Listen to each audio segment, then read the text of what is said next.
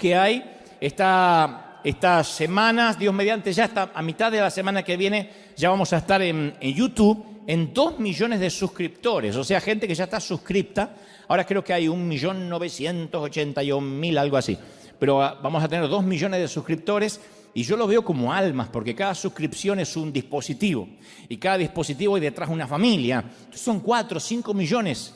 El sueño de cualquier iglesia, el sueño de cualquier predicador, llegar a tanta gente en tan poco tiempo. Así que a todos los que no se han suscrito, pues meten ahí la campanita y entonces reciben las notificaciones y te dicen: cabezón, despiértate que ya empezó el flaco este a predicar, y te avisan. Así que eso es bueno. A todos los que están del otro lado, a todos los que están de México hasta Tierra del Fuego, allá en Alaska, en Asia, en donde sea que Dios y la providencia te hayan llevado, estamos listos para que Dios nos hable. Y como dije hace unos instantes aquí, antes de la transmisión en vivo, para una operación a corazón abierto. Voy a transmitirte lo que creo Dios me dijo que te diga. ¿Estamos listos, sí o no? Muy bien. Hace unos días atrás, yo leí una entrevista que le hacían en la gráfica a una gran escritora mexicana, Socorro Venegas. Y ella hizo varios cuentos, varias novelas. El último cuento, el más reciente, se llama La memoria donde ardía. Y ella escribe en todo ese cuento acerca del dolor, poniéndose ella también como ejemplo, ¿no? Es una suerte de ficción con realidad. Y el periodista en esta entrevista le preguntaba a Venegas: ¿qué se pierde cuando realmente perdemos a alguien? Hablando del duelo, hablando de perder a un ser querido. Y ella dice, o responde en la entrevista: nos perdemos básicamente a nosotros mismos. Cuando uno pierde a un ser amado, ya no puede volver a ser el mismo por mucho que quiera. Uno se transforma en un ser mutilado. Y ese es el duelo más grande, el duelo de perder a las personas que fuimos antes. Porque no solo enterramos a un ser querido, sino que nosotros también enterramos sueños junto con esa persona. Entonces, el duelo es estar mutilado. Insisto, no volvemos a ser quien éramos antes del infortunio. Esto decía la autora. Y después agregó: en el momento del duelo, uno está en desventaja con el resto del mundo. Aparecen todos esos que suelen decir: si yo estuviera en tu situación ya me hubiese muerto. Si yo estuviera en tu lugar no sé lo que habría hecho. Y ella dice, a lo que dan ganas de decirle: híjole, ¿y por qué no te moriste, güey? ¿Te hubieses muerto?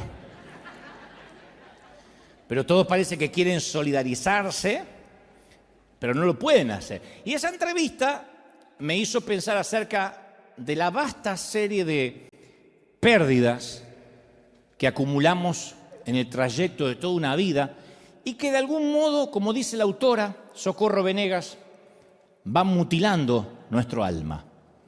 Hay pérdidas devastadoras: la muerte de un hijo, el fallecimiento de un cónyuge, una discapacidad, el divorcio, violación, abuso sexual o emocional, un cáncer terminal, infertilidad, un suicidio, alguien que amamos nos traiciona.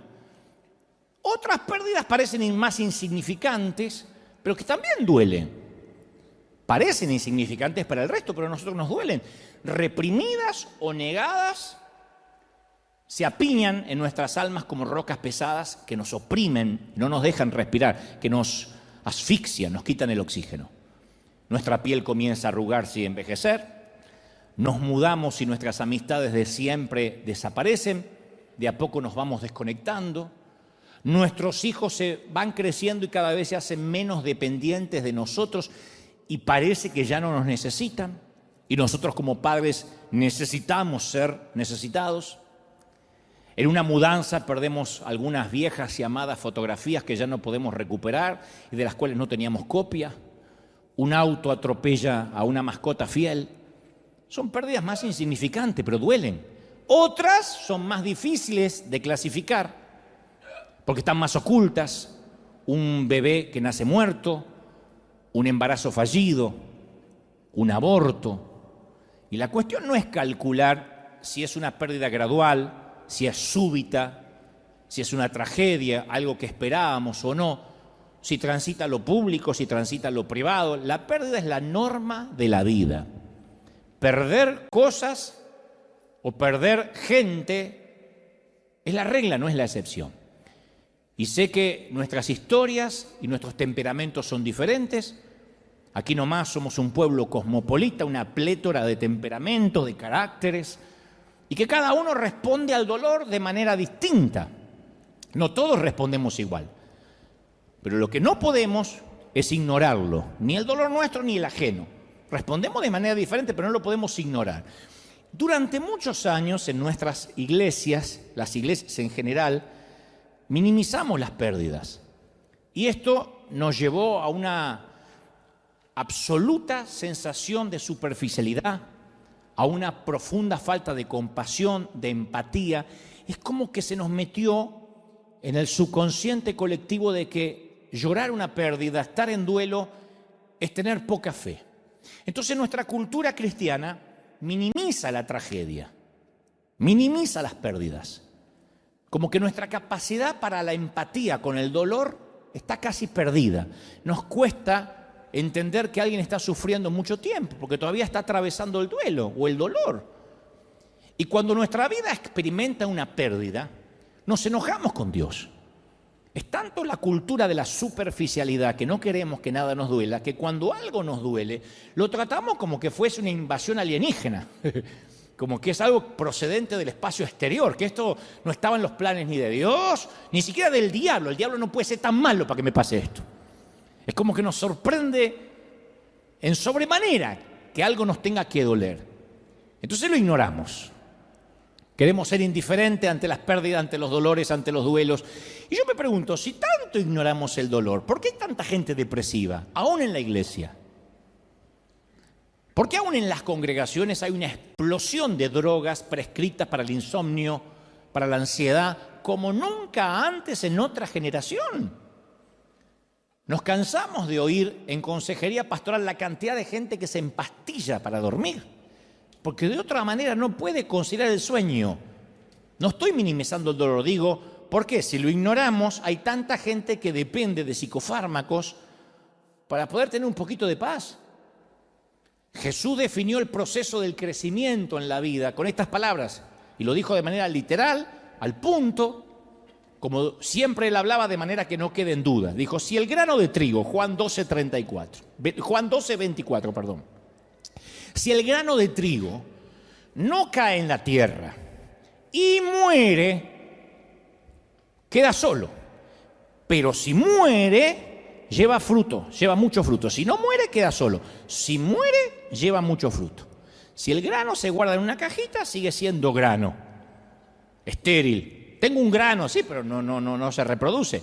Para que crezca, para que traiga fruto, tiene el grano que morir. No estar enterrado, sino estar plantado.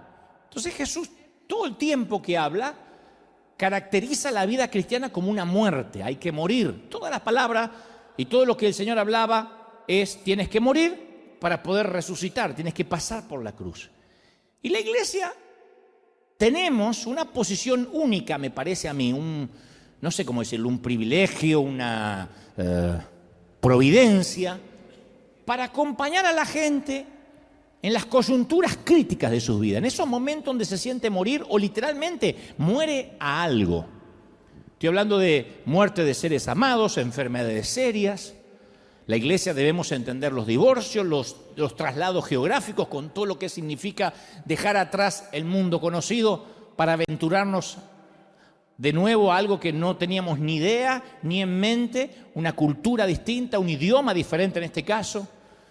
Esos son los momentos de discipulado para ayudar a las personas a salir de nuestra tendencia cultural de adormecer, de ignorar el dolor. Tenemos la oportunidad única de abrazar a la gente y decirle, estás pasando dolor, este es el sitio correcto, no podrías venir a otro lugar. Pero tristemente, durante años, y esto es una autocrítica, hemos visto a personas que han sufrido abuso en su pasado y nunca le hemos permitido transitar su dolor. Le decimos, no recuerde el pasado. No vaya para atrás, porque ahí no conocías a Cristo. Y no le permitimos que haga la transición, el duelo, como decíamos el domingo pasado. Para poder avanzar a veces hay que retroceder y ver qué hicimos mal para no repetir el error. De otro modo estamos condenados a repetirlo. Celebramos el Día de las Madres y a veces nos olvidamos de ser sensibles o empáticos con las parejas estériles, con las mujeres solteras para las cuales el Día de la Madre es el domingo más difícil del año porque sus sueños de concebir se alejan más y más.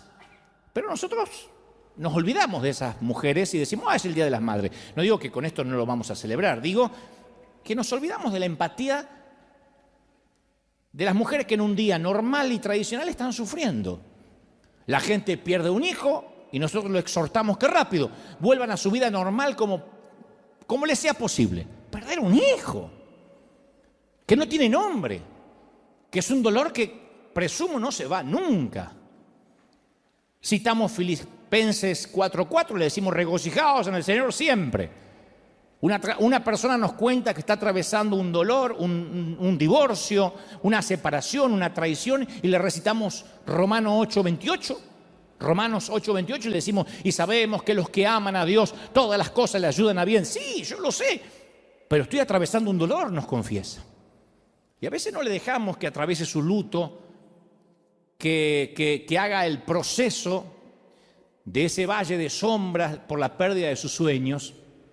David dijo, aunque atraviese el valle de sombras, o sea, no es una opción, tenemos que atravesarlo, no acampar ahí, no quedarnos ahí de por vida, pero eventualmente tendremos que atravesar valles de dolor. Un joven comienza a explorar su pasado, busca arqueológicamente en su niñez y se da cuenta que enfrenta el abandono que sufrió cuando niño, y nosotros le decimos, no mires para atrás, ahora es ser un adulto, mira para adelante, pero es necesario que él vaya y sane. Pero tenemos mucho miedo a prestarle atención al dolor. Pero yo estoy convencido que a menudo, si acaso la mayoría de las veces, Dios utiliza el dolor para hacernos crecer. El dolor es necesario, no nos gusta, a mí no me gusta sufrir, a ustedes tampoco, pero a través del dolor es que decidimos cambiar. Si no hay dolor, no hay cambio. Leí una frase por ahí que dice, cambiamos y crecemos cuando el dolor de mantenernos como estamos se vuelve mayor que el dolor de cambiar. Cambiamos cuando el dolor de permanecer como estamos es más grande que el dolor de tener que cambiar. Entonces el dolor nos saca de la zona cómoda, el quebranto.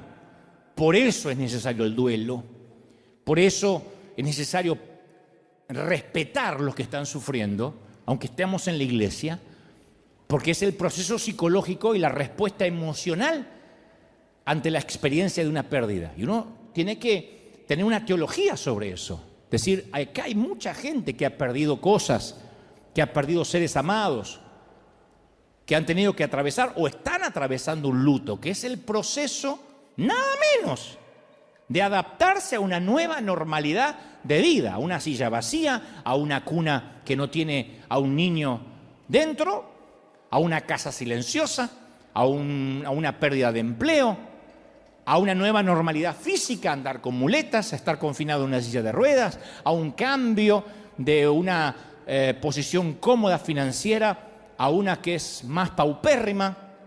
Eso es una nueva normalidad. No podemos decir cambié y ya está, tengo que tener alegría. Cuesta.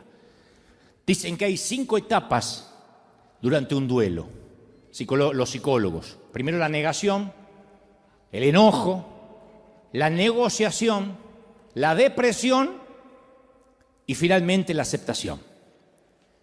Esas son las 5 etapas del duelo. Y aunque a mí me ayuda bastante, y yo sé que esto es utilitario, práctico, a mí me gusta observar en las Escrituras cómo David atravesaba sus duelos, entre tantos que hay en las Escrituras. Pero me sorprende cómo David, porque David lo expresa al ser poeta, con su prosa descarnada, él contaba cómo atravesaba los procesos de pérdidas.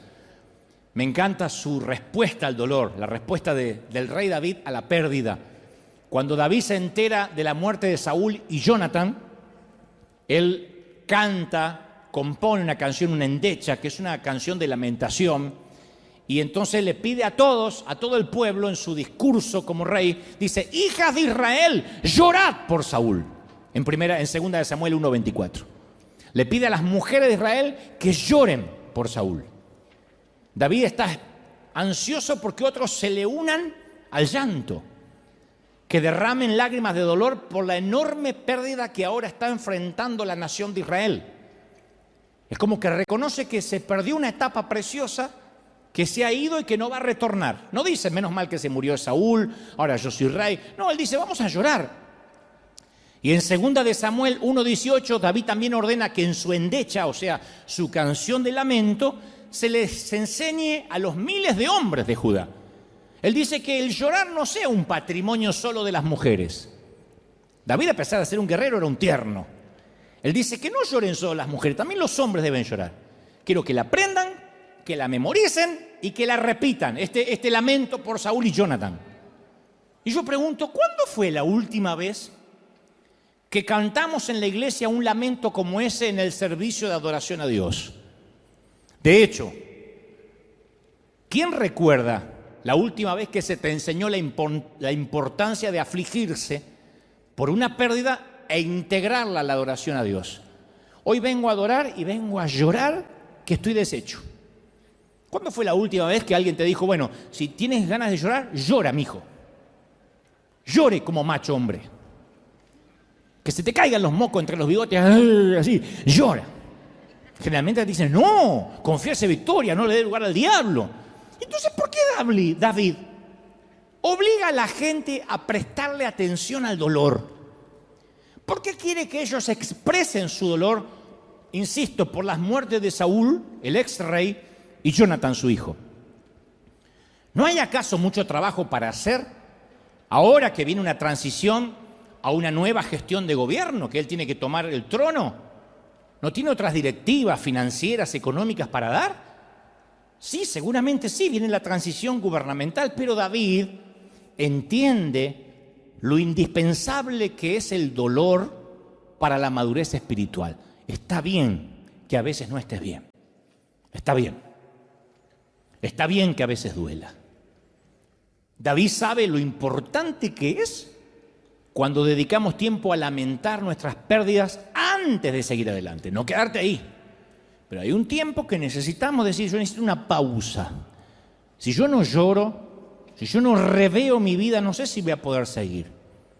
David sabe lo importante que es para la gente mantenerse conectada con la realidad y no huir del dolor. No podemos huir del dolor. Te voy a decir algo, Salmos es el libro más popular de la Biblia, está más o menos en la mitad de las Escrituras. Incluye, para los que nunca lo leyeron o no sabían, incluye salmos de adoración, de acción de gracias, hay muchos salmos de sabiduría, de arrepentimiento, salmos que expresan dudas, pero la mayoría están lejos de ser alegres. Por lo general hay muy pocos salmos de alegría. Más de los 150 salmos se clasifican como lamentos, cortavenas. La mayoría de los 150 salmos son medio como los boleros o como los tangos argentinos. Me dejó la morocha y se fue con otro, la desgracia. Bueno, algo así son los salmos. Salvando la distancia, ¿no? ¿Cómo querés que me quieran los pastores después de esto? Está comparando los salmos con el tango. Bueno.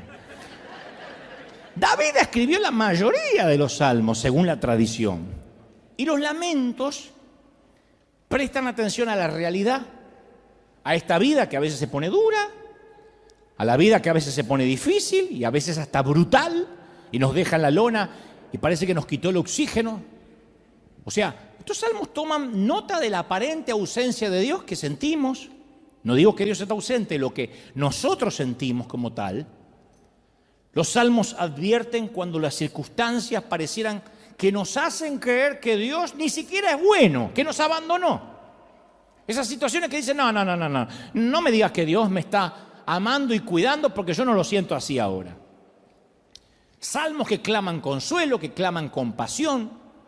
El Salmo 43:2 dice, ¿por qué andaré enlutado por la opresión del enemigo? Se lo pregunta a Dios, ¿por qué tengo que andar con dolor? Porque el enemigo no para de oprimirme. El Salmo 77:8 dice, ¿has cesado tu misericordia? ¿Cuántas veces oramos así en privado? Señor, ¿te olvidaste de mí? ¿Te olvidaste de tener misericordia de mí? Dice el salmista.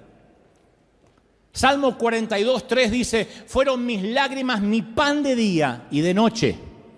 Porque una cosa es llorar en el sosiego de la noche, cuando el alma se ensancha, cuando nos vamos a descansar. Otra cosa es decir, no, yo todo el día vivo angustiado. Ahí está en la declaración de los Salmos. Salmo 88:6 dice, me has puesto en el hoyo profundo. Un salmo que le echa la culpa a Dios de estar en el hoyo. En tinieblas profundas. Sobre mí parece que reposa tu enojo. Me has afligido, Señor. Ahí están escritos, son crónicas descarnadas. Y muchos de nosotros hemos adoptado la costumbre de negar el dolor, de negar la aflicción. No, estoy bien, estoy bien, estoy bien, estoy bien, estoy bien. Y mientras te llevan en la ambulancia al hospital.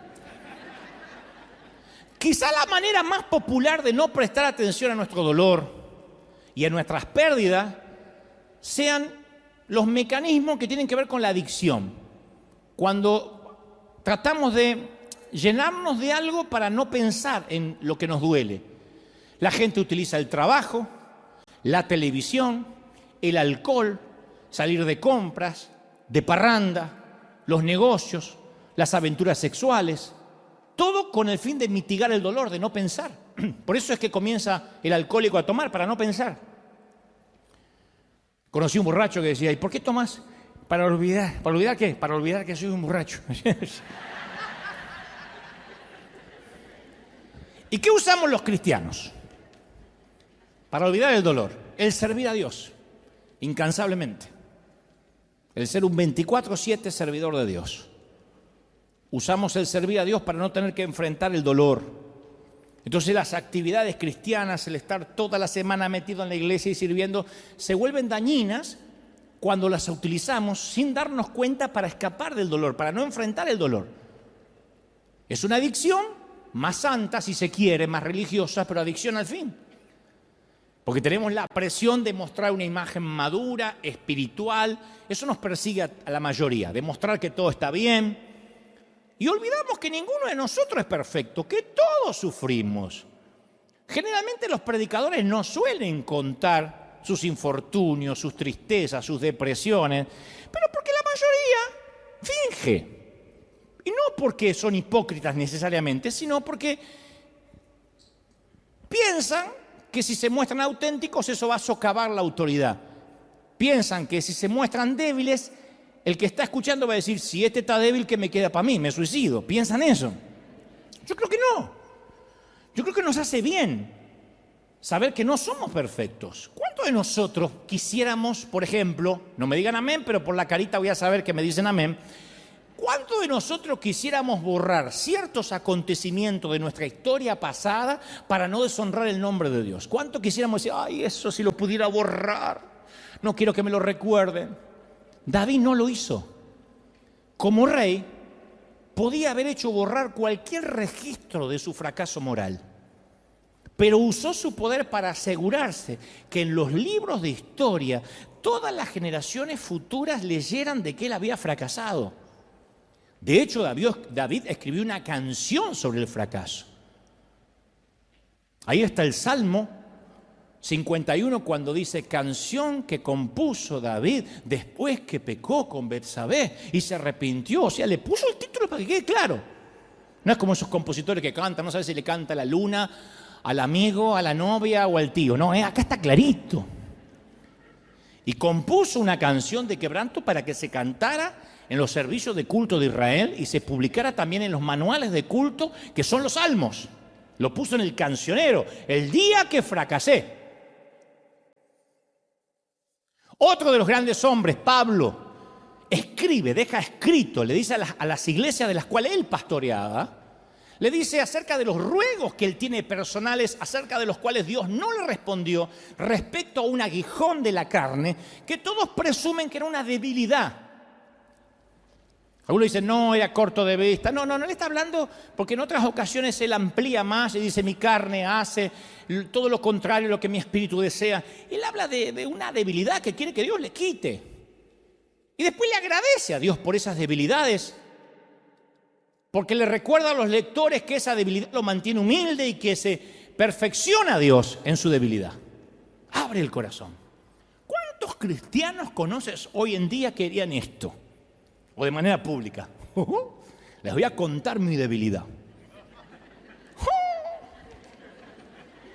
La Biblia no oculta los defectos y el dolor de sus héroes. Moisés era un asesino, la esposa de Oseas era una prostituta, Pedro reprendió a Dios, Noé se emborrachó, Jonás era racista, Jacobo era mentiroso, Juan Marcos abandonó a Pablo, Elías se sentía deprimido, Jeremías era depresivo y suicida, Tomás dudaba, Moisés tenía mal temperamento, Timoteo tenía úlceras. Ustedes tienen menos Biblia que una mezquita, lean. Cuando se ríen en el momento equivocado es porque no han leído la Biblia. Entonces, el secreto era que no ocultaban el dolor, ni ocultaba quiénes eran. Los antiguos hebreos expresaban físicamente sus lamentos. Rasgaban su vestidura, se ponían cilicio, se ponían cenizas. Tras la caída de Jerusalén, Jeremías escribe todo un libro de la Biblia llamado, ¿quién sabe? Lamentaciones. Lamentaciones. Es como decir, voy a escribir un libro que se llama Cortavenas. Lamentaciones. No es metafórico, son lamentaciones, las quejas de Jeremías. Y ahí están las Escrituras.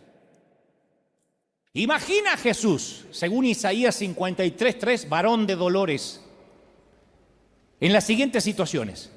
Está ante la tumba de Lázaro y en lugar de llorar como lloró por su amigo, dice, bueno, andando todo el mundo, vamos María, Marta, empodérense, chicas.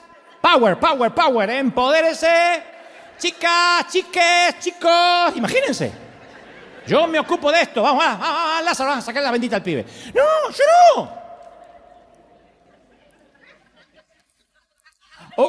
O cuando Jesús estaba en la cruz, en lugar de clamar, Dios mío, ¿por qué me has desamparado? Yo hubiese gritado a la cruz, bueno, no es para tanto, grito de júbilo. Entonces, afligirse es indispensable para una espiritualidad real. Que no es lo mismo no es que vivir en un estado depresivo, sino pasar momentos tristes. Por eso siempre digo que no hay catástrofe más grande que la vida espiritual que no tiene realidad, que no es genuina. Cuando estamos sumergidos en una falta de realidad, no hay peor cosa, lo voy a decir de una manera fina para que entiendan los que fueron a la Universidad de Harvard. Como yo fui. Miré de afuera, saqué una foto maravillosa. Y fui a varias a conocer. Pero yo quiero que lo entiendan de esta forma. No hay peor cosa que ser cristiano y vivir en medio de una nube de flatulencia religiosa. Una nube de gas mental. Cada vez conozco más gente viviendo ahí. Es como que la religión nos da licencia a un montón a que a veces vivamos en un mundo de fantasía irreal, una vida inflada con anabólicos, que no se condice con la realidad de lo que sufre la gente. Por eso a veces somos tan poco creíbles. He conocido a lo largo de este peregrinar cristiano desde gente creyente que deja el trabajo porque Dios le dijo que tiene que vivir por fe. Tiene 8 hijos y Dios anoche en una revelación le dijo, deja el empleo y vive por fe. A creyentes que se metieron en proyectos faraónicos que terminaron quebrando su vida, su matrimonio, porque Dios se lo mostró en una revelación a él, incomprobable, pero Dios se lo mostró. Después de comerse 7 tacos, se fue y tuvo revelaciones. Hasta personas que se dejaron morir por no ir a un médico a tiempo, porque se iban a curar en el nombre del Señor. Hasta otros que se autonombraron pastor y sin ningún background, sin ninguna preparación, se abrieron una iglesia propia porque no estaban de acuerdo con su pastor local. Nadie los comisionó, nadie los ordenó bajo el pretexto, me lo dijo el Señor, que abra una nueva iglesia donde haya más amor. Eso es la flatulencia mental, la falta de realidad. Y la verdadera vida espiritual no es una huida de la realidad, sino un compromiso absoluto con la realidad.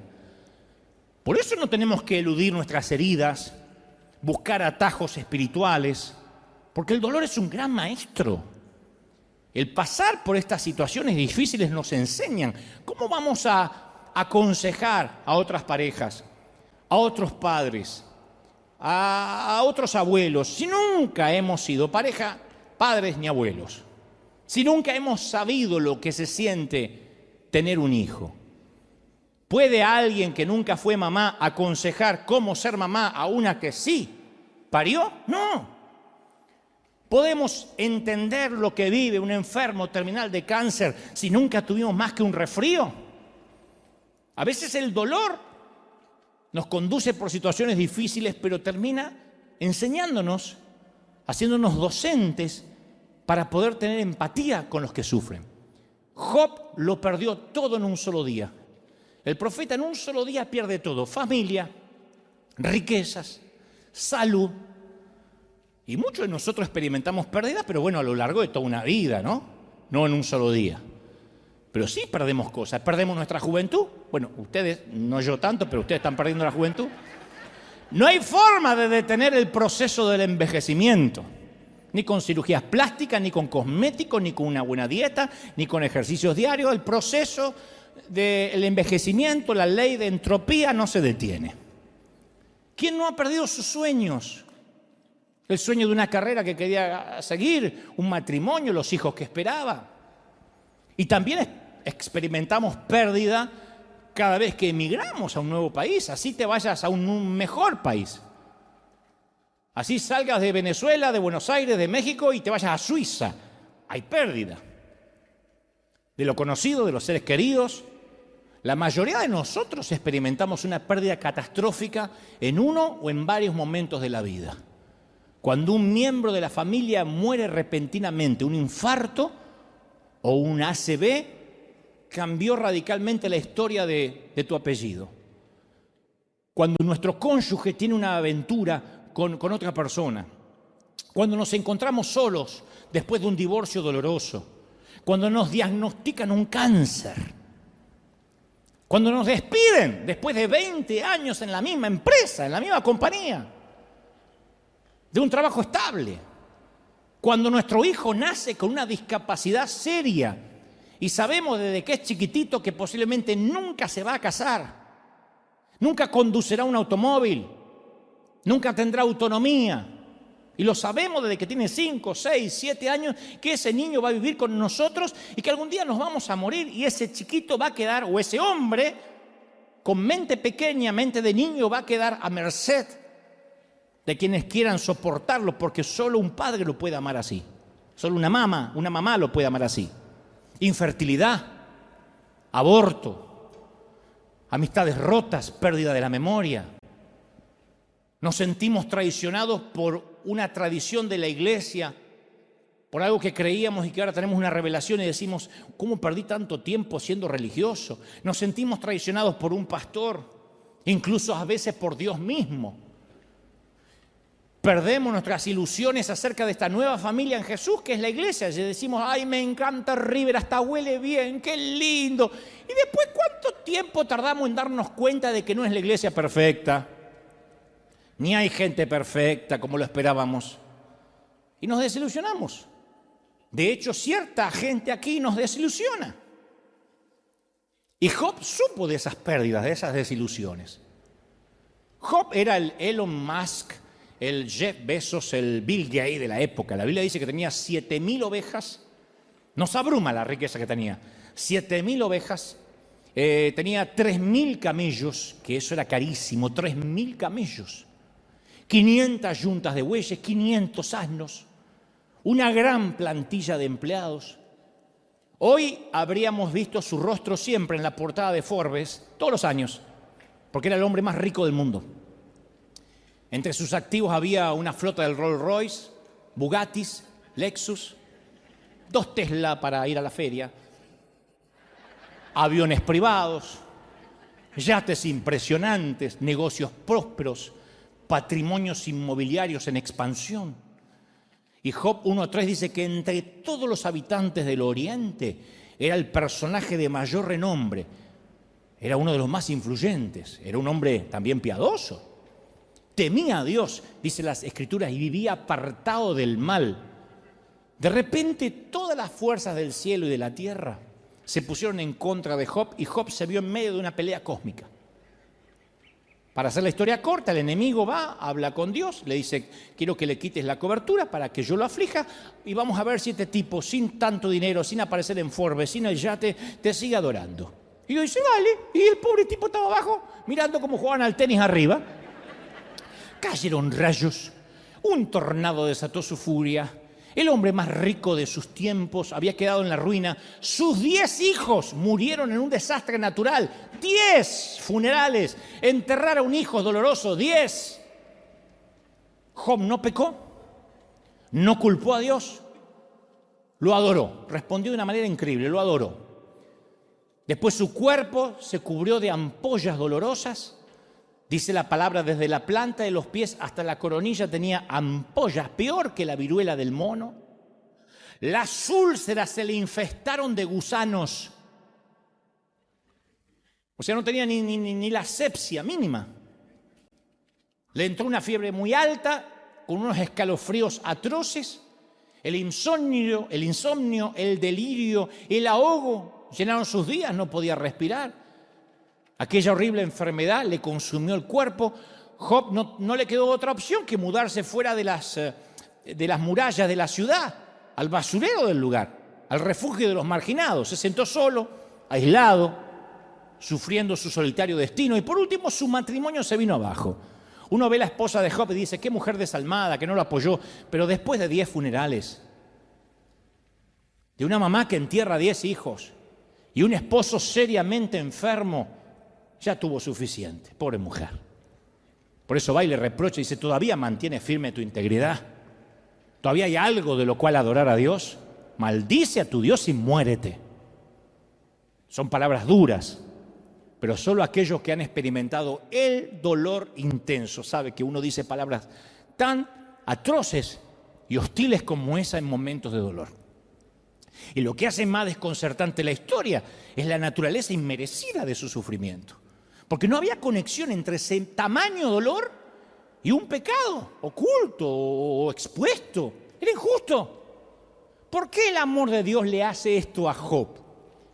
¿Cómo hubiésemos nosotros respondido ante una pérdida así, catastrófica? ¿Vives en Beverly Hills o vives en una zona residencial? De repente un huracán te barre todo, se mueren tus hijos, te quedas en la nada, indigente.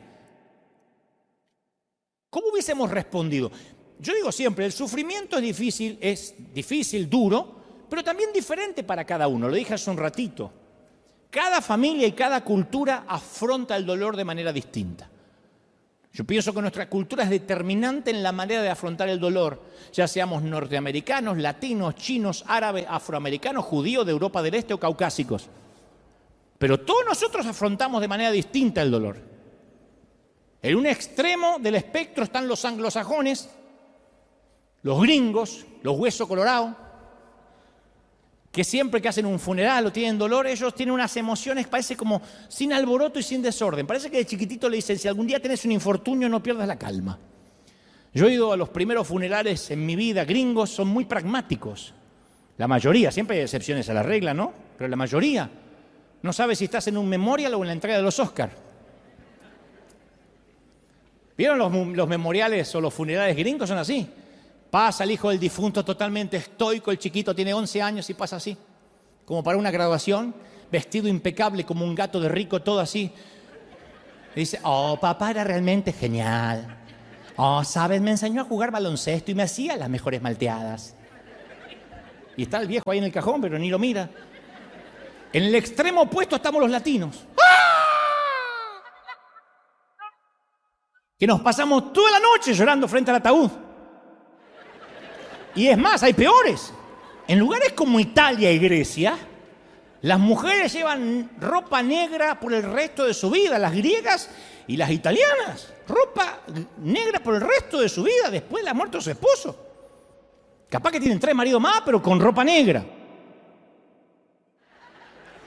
Y en los funerales italianos, yo los he visto, hasta golpean el féretro con los puños, gritan el nombre del muerto. Las viudas enojadas insultan al muerto porque se murió.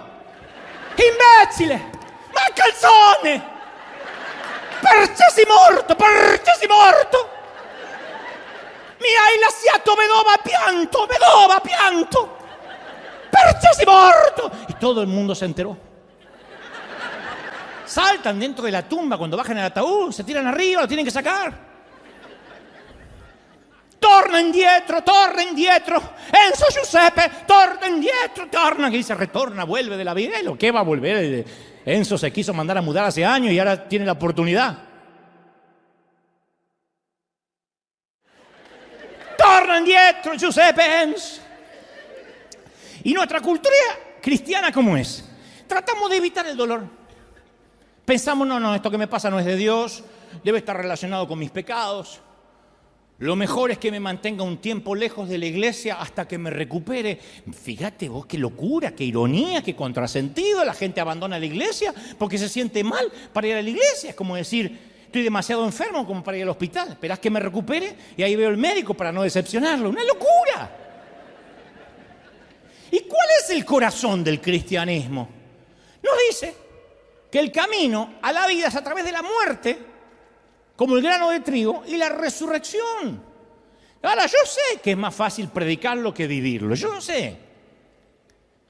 Pero tenemos que familiarizarnos con el dolor y decir, sí, ahora me toca pasar esto. Mira, cuando somos chiquitos, se crea una barrera. El cerebro está tan bien diseñado por Dios que cognitivamente el cerebro crea una barrera defensiva para librarnos del dolor. Eso es uno de los más grandes regalos de Dios. Por ejemplo, si un nenito, una niña, un niño experimentó abuso en su niñez, sexual o emocional, la negación es un mecanismo sano de supervivencia. Es como que la mente, para proteger al niño, la propia mente del niño le quita, evita el sufrimiento y le permite al niño soportar esa circunstancia dolorosa en la mayoría de los casos. Es muy saludable no experimentar esos dolores cuando uno es un infante, con el fin de sobrevivir emocionalmente. No obstante, la transición a la adultez nos exige que maduremos y superemos esos mecanismos de defensa de la negación y mirar de frente a la realidad. Porque Jesús dijo, y conoceréis la verdad y la verdad os hará libres. Pero si no conocemos la verdad, nunca tendremos libertad. Entonces, inconscientemente muchos llevamos a la vida adulta muchos mecanismos de defensa para protegernos del dolor. Y en esa etapa de la vida adulta bloqueamos nuestro crecimiento espiritual y emocional, como dije el domingo pasado. Entonces tenemos muchos mecanismos de defensa contra el dolor, especialmente los cristianos. Lo anestesiamos, número 1. En el peor de los casos, con una botella de tequila, con vino, con una hora de pornografía en internet, con sexo casual. Número 2, lo negamos. Pretendemos que nada nos duele, ingeniamos un plan para que nadie note que estamos sufriendo y toda la vida es una farsa. Número 3, lo minimizamos. No me duele, esto ya va a pasar, tengo victoria, hay otros que sufren peor que yo, no me puedo quejar. Sí, pero es tu dolor. Hayas perdido a tu madre o un auto atropelló a tu mascota. Es tu dolor.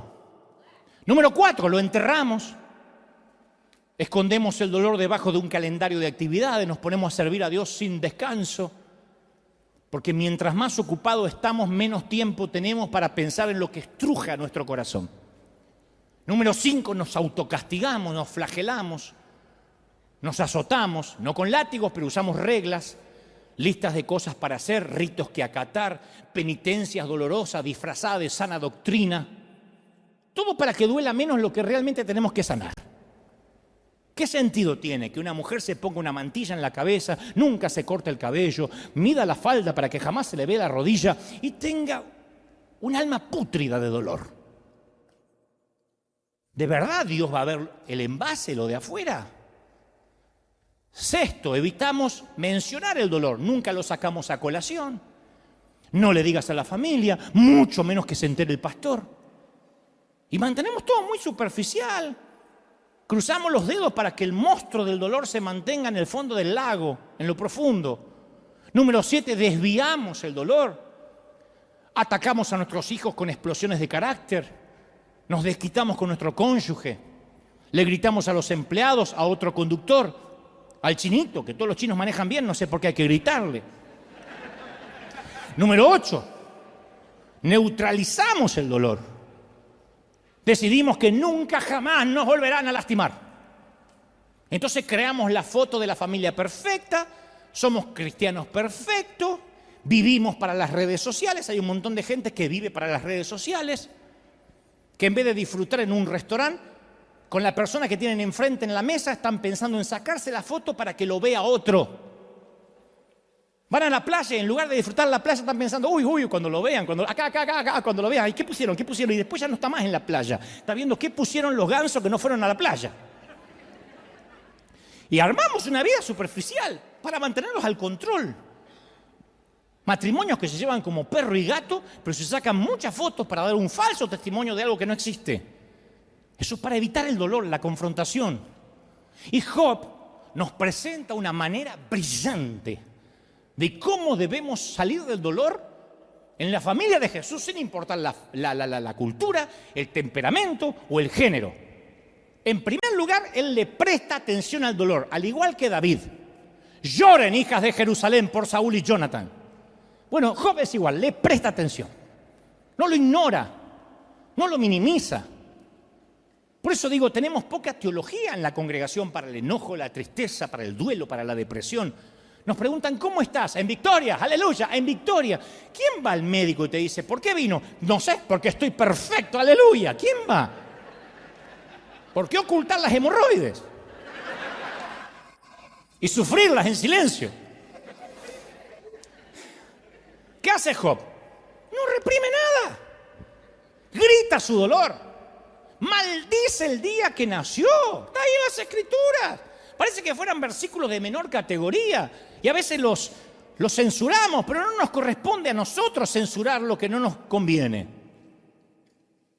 Dice Job que perezca el día que fui concebido y la noche en que fue anunciado nació un niño. Ojalá que ese día se vuelva oscuridad. Job 3:3. Le grita en una oración osada, le grita a Dios. Le dice exactamente cómo se siente, como si Dios no lo supiera. Hay 35 capítulos de cómo luchó contra Dios.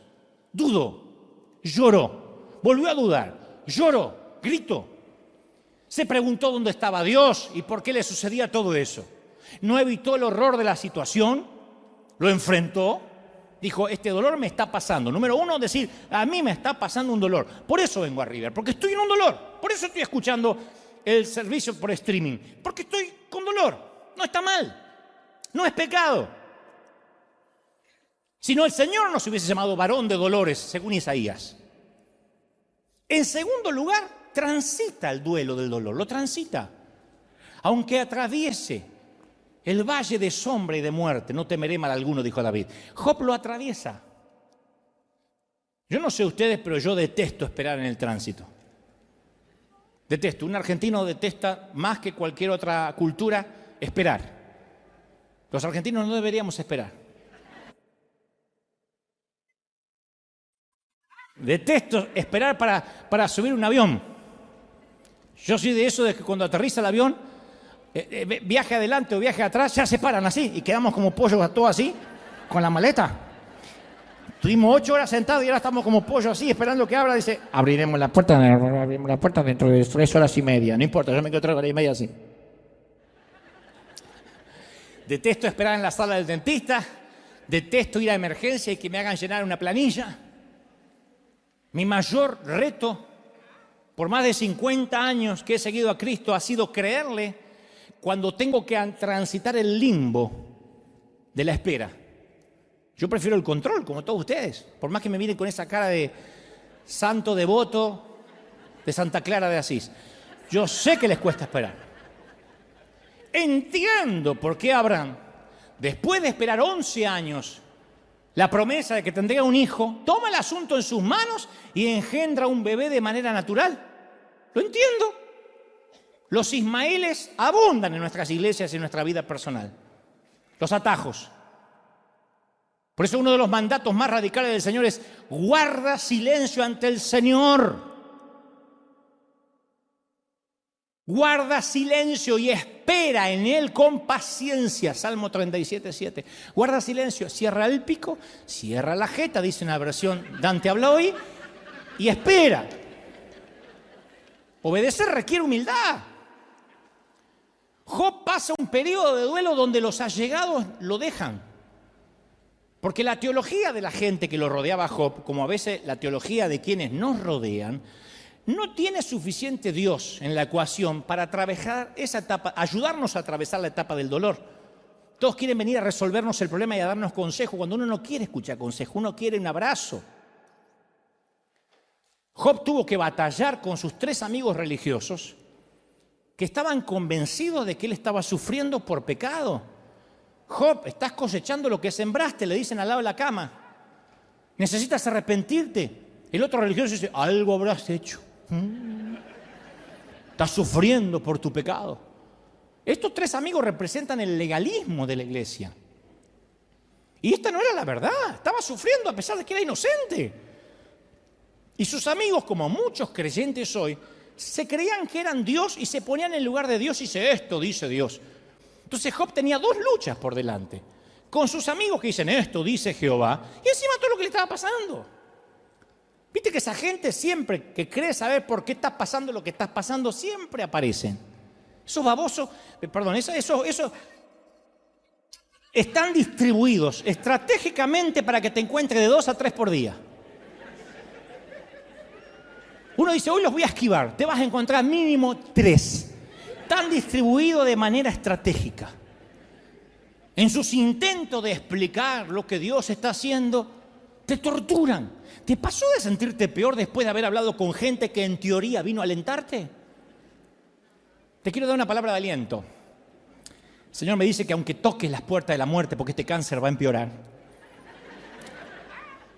cuando te arrepientas de tus pecados, Él me dijo que la victoria viene. Pero ¿por qué no te llevas la victoria, la corona y te vas a otro lado? Hay momentos que te exasperan. Entonces Job entendió que él no puede oír a nadie cuando está pasando de luto, que no sea el que viene a abrazar, decir, estoy contigo. Vamos a salir juntos de esto. Se supone que somos amigos, se supone que soy tu pastor y vamos a salir juntos. No pregunta por qué. En tercer lugar, Job acepta sus límites. Se siente que es limitado. Yo me pregunto si la pérdida más grande que todos vamos a tener es un día darnos cuenta de que tenemos límites. Eso nos hace humildes. El principio de la sabiduría es saber todo lo que no sabemos. Job aceptó sus límites. Yo te voy a dar una lista realista y cruda de tus límites, porque me están mirando diciendo, yo no. Yo te voy a dar una lista. Me voy a incluir, nada más para que no se sientan solitos. Me voy a incluir. Nuestro cuerpo físico.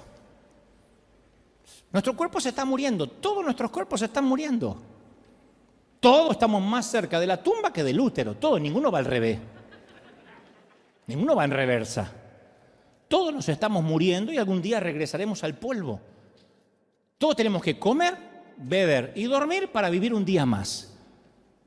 Fíjate qué dependencia.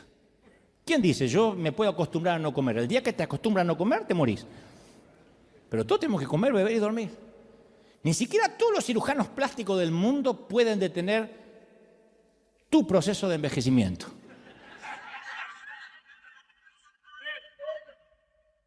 No puede. Otro límite, nuestra familia de origen. Nuestra familia actual, como te dije el domingo pasado, nuestro origen étnico. El país natal, nuestra cultura, nos dieron límites, dones y límites. Todos llegamos a nuestra edad adulta con límites heredados de nuestra familia. Nuestro estado civil es un límite. El matrimonio es un límite, la soltería es un límite. Son límites dados por Dios. Si eres casado no puedes hacer las cosas de soltero. Si eres soltero no puedes hacer las cosas de casado. El número de niños que tengas es un límite. No es lo mismo un matrimonio que tiene 2 hijos a uno que tenga 14. Dígame si no es un límite. Nuestra capacidad intelectual. Ninguno de nosotros es brillante en matemáticas, ingeniería, carpintería, física y música al mismo tiempo. Ni siquiera un argentino es bueno en todo eso. Nuestros talentos y dones son límites. Jesús tenía todos los dones. Yo puedo tener 2, 3, capaz que tú tienes 10. Pero es un límite. los recursos financieros. Estamos limitados a los recursos. Nuestro nivel de prosperidad nos limita. Nuestra materia prima. Dios nos dio una personalidad, un carácter, un yo único. Yo tengo dentro del espectro autista un síndrome que integra la categoría más amplia del trastorno del espectro. Es un don y es una limitación a la vez, porque ese trastorno neurobiológico, en mi caso, es un don grande para escribir, para crear, para hablar, pero me limita en ciertas emociones, socialmente, me produce ciertas rutinas obsesivas compulsivas que no te importan, no te voy a contar porque eso es chismerío, no viene al caso. Nuestro tiempo es un límite, tenemos una vida para vivirla. No podemos hacerlo todo. A mí me gustaría vivir en Oregon y disfrutar la lluvia de ahí de Portland, en la Toscana, Italia, en Manhattan, pero no puedo. Quisiera tener otras profesiones, otras disciplinas, no puedo, mi tiempo no me alcanza, la vida ya no me alcanza. Nuestro entorno o iglesia es un límite. Trabajamos en medio de cardos y espinas. ¿Quién no quisiera la iglesia perfecta? Pero nosotros no tenemos perfección para darla, de modo que la podamos exigir. ¿Quién tiene un código de moral demasiado alto para decir merezco la mejor iglesia? Nuestra comprensión espiritual es un límite. Dice Deuteronomio 29, lo secreto le pertenece a Dios. Entonces, crecer significa que no somos el centro del universo, que no somos el eje del planeta. Y para algunos es muy doloroso aprender esto. Pero nuestro ego tiende a ser tan exagerado que actuamos a veces como si fuésemos Dios. Y tenemos fantasías, por eso las famosas flatulencias mentales. Siempre estamos hablando de las grandes visiones y queremos hacer más de lo que Dios dispuso que hagamos. Nos agotamos pensando que podemos realizar más cosas de las que podemos hacer. Corremos sin pausa, convencidos que si paramos, nuestro mundo se va a detener. La iglesia, los negocios, los niños, que todo se va a parar. No, nada se va a parar. Nos vamos a ir de aquí. El mundo hará, los que te quieren, un minuto de silencio. La tana golpeará, la italiana, tu ataúd y dirá, más calzones, ¿para qué te fuiste? Regresa en tieto.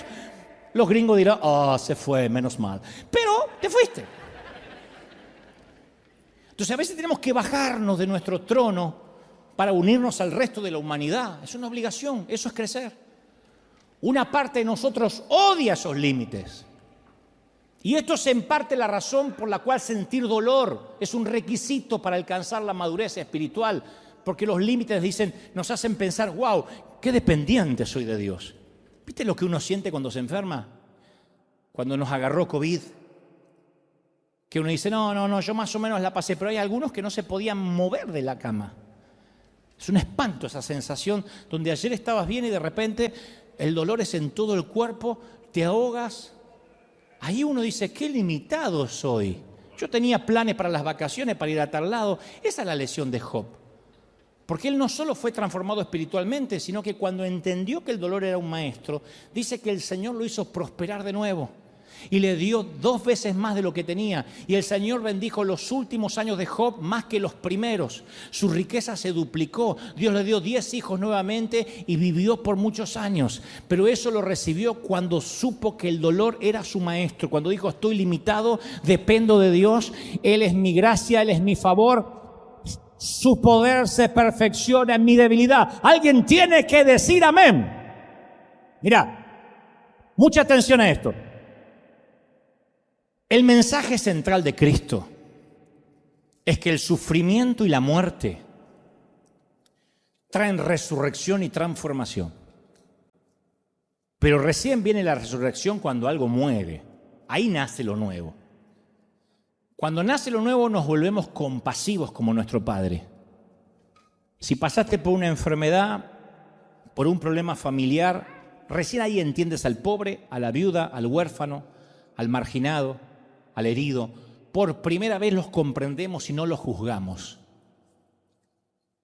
El dolor nos despoja de las pretensiones, de lo que no es esencial. Estamos más aptos para deshacernos de cosas que no son importantes. Viste que el dolor hace que uno decida qué es lo que te va a importar y qué es lo que ya no te va a importar. Nos libramos de tener que impresionar a otros. Ya no nos motiva a agradar a la gente, ya no vivimos para las redes sociales. Aprendemos a decir, Dios sabrá por qué, no tengo idea por qué me pasa esto. Aprendemos a decir, Dios sabrá por qué, no entiendo. Porque ahora nos caracteriza una mayor humildad, una mayor vulnerabilidad. Colocamos a Dios, el dolor hace que coloquemos a Dios en el centro de nuestras vidas y comencemos a rechazar las metas pueriles, superficiales, trivias. Fluye un nuevo amor de nosotros que antes no teníamos. Entonces quiero que entiendas esto. Hay un dolor que es antes de la operación. Cuando dices, o me intervengo quirúrgicamente o este dolor me mata. Pero después hay un dolor que es después de la intervención, es el postoperatorio. O tiempo de recuperación, que le dice, vaya y haga reposo, no se mueva. Hay gente que después de la operación ha tenido que dormir sentado, sentada. O los puntos te tiran, o tienes que tener cuidado al bañarte, no te puedes quitar la venda. Ese es el dolor de la recuperación, ese es un dolor saludable. Y yo sé que hay mucha gente acá, si acaso la mayoría, que está viviendo el dolor de la recuperación, el postoperatorio. Solo porque sientas dolor no significa que no estés mejorando. Si te duele es porque estás cicatrizando. Por primera vez se están arreglando tus cosas.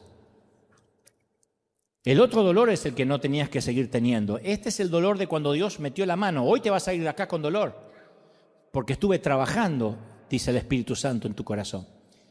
¿Viste cuando se te va la anestesia de la boca luego de ir al dentista? Y trabajaron mucho porque hicieron un root canal o limpieza.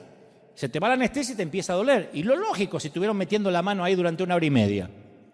Bueno, hoy el Señor metió la mano durante casi 1 hora en tu corazón y te va a doler. Hoy a la tarde vas a tomar decisiones, vas a decir, wow. El dolor antes de la operación no tenía propósito, pero el dolor después de la operación tiene propósito. Tampoco puede haber nacimiento a lo nuevo sin dolor. Las mamis saben de esto. El crecimiento duele. Y lo más importante, la iglesia, una vez que aprende a absorber el dolor y crece a través de él, llega a entender el rico fruto de la compasión divina hacia los demás. Solo el gran maestro del dolor nos da la capacidad para amar a los demás como lo hizo Jesús. Si no, no podemos amar. Muéstrame a alguien que la vida lo ha golpeado y te voy a mostrar a alguien lleno de misericordia por el dolor ajeno. Muéstrame a un nene o a una nena de papá que todo lo que quiso lo tuvo, que es un caprichoso, que si no le dan lo que quiere se pone a gritar y hacer escándalo, y te voy a mostrar a alguien que no tiene empatía, que no ama a nadie y que se vive mirando el ombligo, aunque ya sea adulto. ¿Qué tal si nuestras heridas más profundas era justo lo que Jesús necesitaba para llevarnos al ministerio? ¿Qué tal si en tratar de arreglarnos nosotros mismos nos presentamos así, imperfecto ante Jesús y le decimos, Señor, úsame, acá estoy con mis heridas? ¿Qué tal si eso que pedimos que Señor sana rápido, de hecho es un regalo, este es tu mejor tiempo? El mejor tiempo es el postoperatorio. No se te tienen que abrir los puntos. Quédate quieto, descansa, espera en Él. ¿Qué tal si tú que estás desesperado por sanar, esas cargas que le pides a Dios que remueva, son justo lo que necesita Dios para moldear tu carácter? Hay 2 tipos de dolor. Uno que nos encierra en nosotros mismos, que crea traumas, por cuyas heridas ni siquiera puede entrar la luz. Y el otro, el dolor que enseña, el que nos confiere un corazón de grafeno, que nos da la capacidad de ser receptivos al dolor ajeno. Yo sé que hay mucha gente acá que no tuvo otra opción que ser valiente y tuvo que enfrentar la diálisis, la quimio, el caminar por el panteón, el cuidado de intensivos. Yo sé que a veces la vida no te dejó otra opción que ser valiente. Como decía mi papá, ser de tripas corazón. Una enfermedad, una pérdida, una humillación y tuviste que respirar y salir adelante. Y haber superado el periplo de ese viaje interno, de ese viaje desgarrador, ha hecho que hoy dispongamos de un tendón espiritual magnífico. El dolor es un gran docente, te hace fuerte. Es el faro que nos avisa desde la orilla que hay un riesgo inminente y que podemos chocar contra los arrecifes. Si decidimos escondernos en la bodega como un polizón, no vamos a solucionar el problema, no vamos a crecer. La única salida posible es girar el rumbo, alzar las velas, ser un piloto de tormenta, tomar nuestras vidas por el timón, buscar mares más serenos, corrientes más propicias, vientos más esperanzadores. Y el aprendizaje obtenido tras esa experiencia nos hará único si no vas a conectar con la vida. Así que hoy yo te invito, esta mañana, por primera vez quizá, a que juntos celebremos y honremos y le agradezcamos a un gran docente, don Dolor. Vamos a decir, Señor, gracias porque eso me trajo hasta aquí, me capacitó, me ayudó y me bendijo. Vamos a honrar al maestro del dolor. Vamos a honrar con un aplauso a ese dolor. Celebra por los momentos difíciles, como Job. ¿Te atreves a adorar por los momentos duros? Agradece por los momentos de dolor. Celebra al Rey. ¡Aleluya! No. Celebra de verdad como si fuera una gran victoria. Dile, Señor, gracias. Caramba que duele, pero celebro ante Dios que me tocó pasar ahora. ¡Aleluya! Vamos, celebra al Rey de Reyes, al Señor de Señores. ¡Aleluya!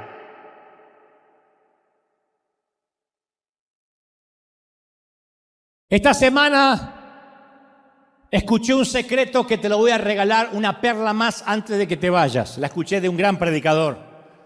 Él dice que ha entendido a lo largo de las crisis y los dolores que ninguno de nosotros puede achicar, hacer que sea más pequeño la transición del dolor de aquel tiempo que ya Dios determinó. Si Dios dice que son 3 meses, son 3 meses de recuperación.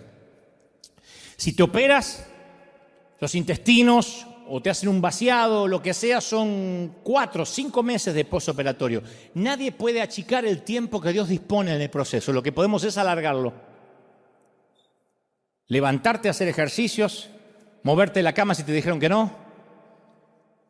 Dios dice, son 3 meses para salir de Egipto y entrar en la tierra prometida. Nadie podía hacerlo menos de 3 meses, pero sí pudieron alargarlo hasta 40 años. El tiempo que dure tu dolor, más de lo que Dios dijo que tiene que durar, es tu decisión. El dolor nos va a ocurrir a todos, el sufrimiento es una opción. Entonces uno tiene que decir, Señor, tú has estipulado un tiempo porque me quieres procesar, me quieres enseñar muchas cosas. Te pido que yo no sea quien alargue ese tiempo, que no haga cosas que no me están permitidas en este duelo. Quédate quieto, descansa en el Señor. No hay nada que puedas hacer, ¿me oíste? No hay nada que puedas hacer. Solo espera en el Señor, confía en Él. Es duro confiar en Él y sí, a veces no se ve nada, pero sigue confiando en Él. Él fue fiel, Él no ha cambiado a pesar de tu infidelidad. No estires, no alargues el proceso del dolor. No la friegues, no la arruines. Hoy te vas operado, yo acabo como cirujano de cerrar lo que abrí. Voy a quitarme los guantes. Acabo de transmitirte lo que creo Dios me dijo que te diga. Ahora quiero que llegues a casa, te recuperes, no estires el tiempo. Ven a ver a Dios inmediatamente, consulta a tu médico todos los días, lee la prescripción médica todas las mañanas, si es posible, todas las noches, sea lo primero que hagas cada mañana. Y lo último cada noche es antes de irte a descansar, lee la prescripción médica. No corras tras el efecto placebo, no me duele, no tengo nada, estoy en victoria. Dile, sí, Señor, me duele. Sí, Señor, estoy triste. Sí, Señor, estoy angustiado. Eso es normal. Corre al médico cada vez que lo necesites. Tú no querrías que tu hijo te oculte lo que siente. No le ocultes lo que sientes a Dios. Y vas a ver cómo día a día empiezas a sanar, y empiezas a sanar, y empiezas a sanar. Y día a día el dolor es menos, y es menos, y es menos. Y cuando mires hacia atrás, va a ser una anécdota menor, va a ser una etapa de tu vida donde aprendiste y la vida te va a encontrar más maduro y más sólido y más lleno de compasión.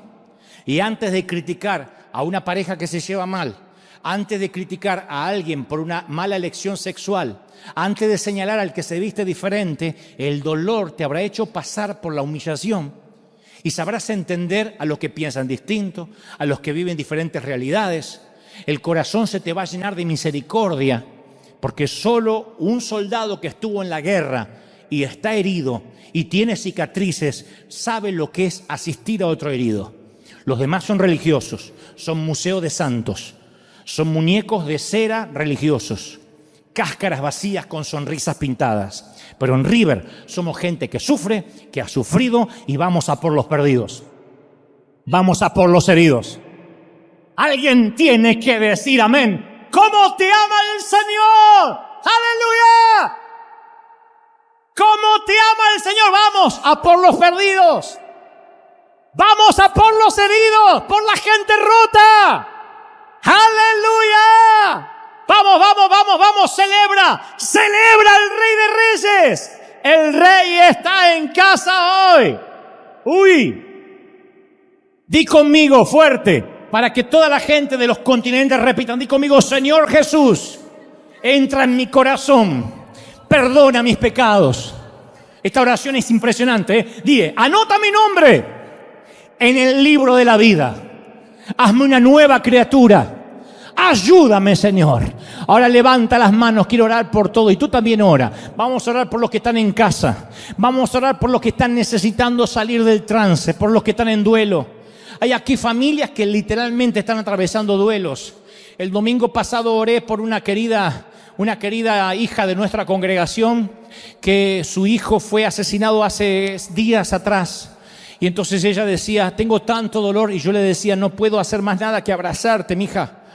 Mami, yo te estoy abrazando y decir: estoy contigo, saldremos juntos, no vas a salir sola del valle de sombra y de muerte. Y yo estoy haciendo lo mismo ahora contigo, donde estés, en tu casa, acá.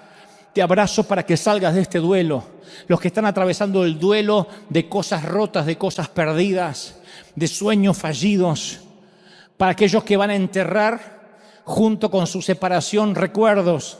Para aquellos que están enterrando junto con un ser querido que se fue, la nostalgia de lo que fuiste alguna vez, y como dijo aquella periodista, sientes que el espíritu está amputado. Y no hay prótesis para espíritus amputados.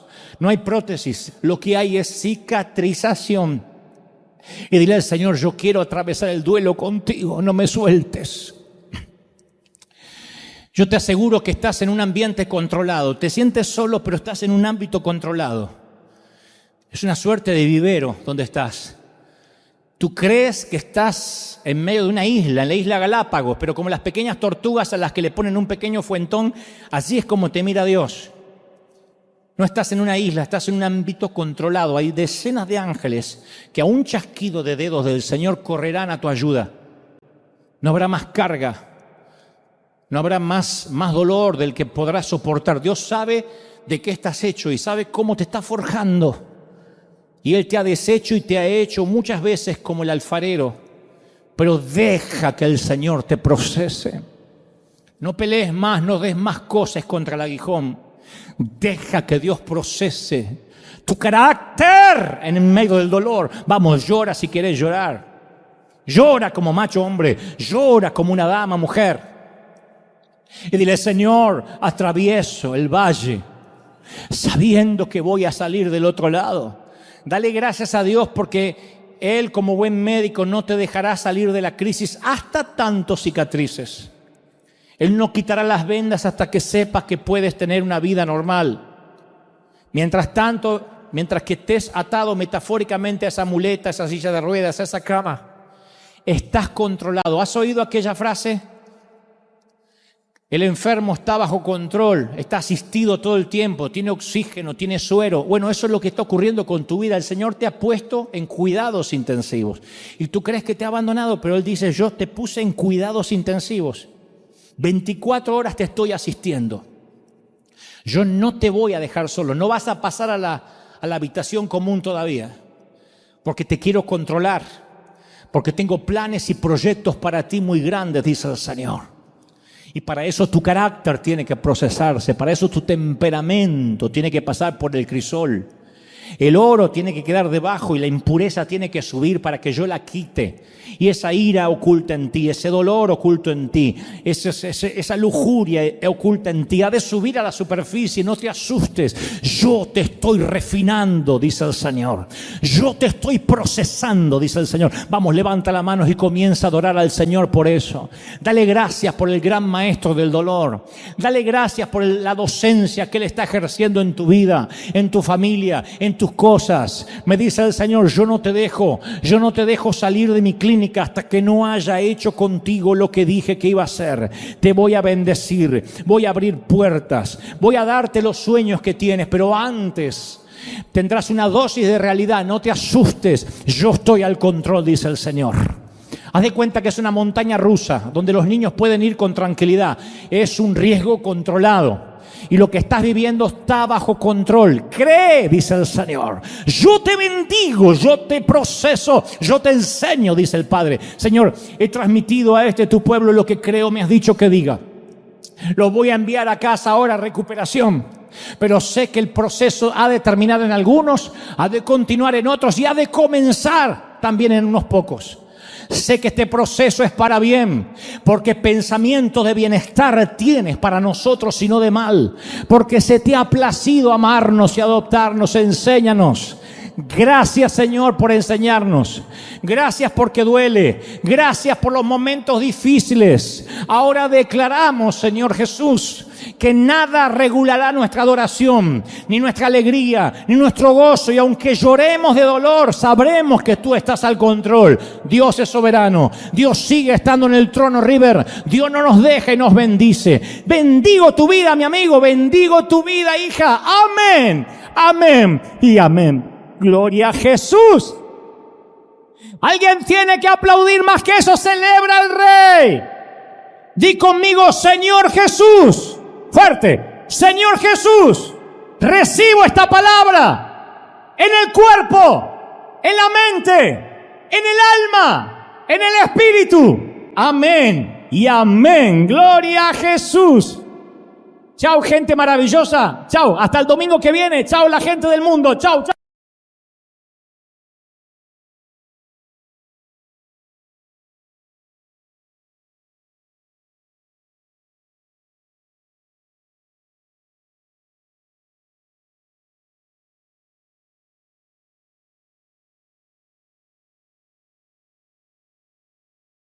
Oh